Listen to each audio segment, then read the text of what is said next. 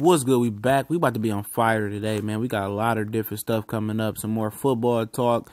Told you guys I'm gonna step outside the scope and actually put some respect on the and more of the boxing clinic name and do more stuff. But this your boy CJ Goodfellow. You know how we do at the boxing clinic. And I watched the portion of this press conference, and I must say I think Erikson Lubin is one confident mother sucker. Jermell Charlo, 154-pound WBC champion, who I recognize as the best junior middleweight because he's more active than the rest of them, primary being the reason, has his hands full. Now, I was one of those guys that didn't believe in Erikson Lubin. I'm not saying I didn't believe in him. I don't believe in people skipping over the process. It takes a special person to skip over the process. Now, if you don't know what I mean when I mean skip over the process, I mean like Lomachenko being able to go 12 rounds in his third fight with Orlando Cito or some shit like that. And then his fourth fight, turn around and win a world champion. Become a world champion. Skipping the process, where it takes guys 20 fights to actually get their feet wet and actually fight for a world championship. Rigondeaux, he did in 12, 13 fights or some shit like that. Those are special, delicate, situations and special fighters. It takes a very special guy. We talked about it in the Badu Jack Demetrius Bivol video. Excuse me. Speak on it. Well, Pirog was a hell of a fighter, wasn't he? Beat the shit out of Danny Jacobs. But that was years ago. But Demetrius Bivol, he's 11-0, 9 knockouts. I did a video on him. Wants to step up and fight Badu Jack in his 12th fight. Most people believe he can win. I think it's possible he can win. He's a very polished fighter. But with Bivol, I don't know if he's that special enough to do it. But Erikson Lubin, I'm about to call him Erikson Landy Lord. He'll be a hell of a fighter.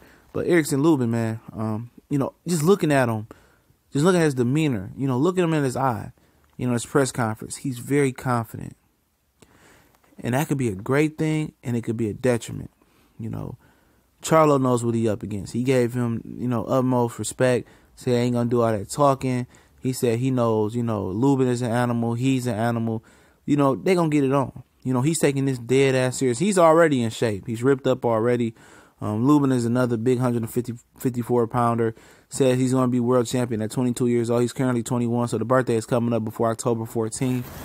But like I said, he's a guy that I didn't get much of a chance in this fight because Charlo is a guy that if he just boxes, he can beat a guy like Lubin easy. But he's a guy that wants to become more exciting. He wants to plan more and knock guys out and be more exciting. That's part of the reason why he chose Derrick James as his next trainer.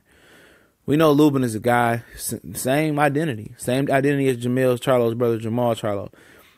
He's a boxer, puncher, aggressive. He's a go-getter. And, he looks like he's ready. Having been 8, 9, 10, 11, 12 rounds before in his career, I thought we'd be able to hurt him, but he works very, very hard. He works down there in that South Florida humidity heat. It's nothing like humid heat. People from the South that deal with the dry heat in Arizona, dry heat in Texas, dry heat in Alabama.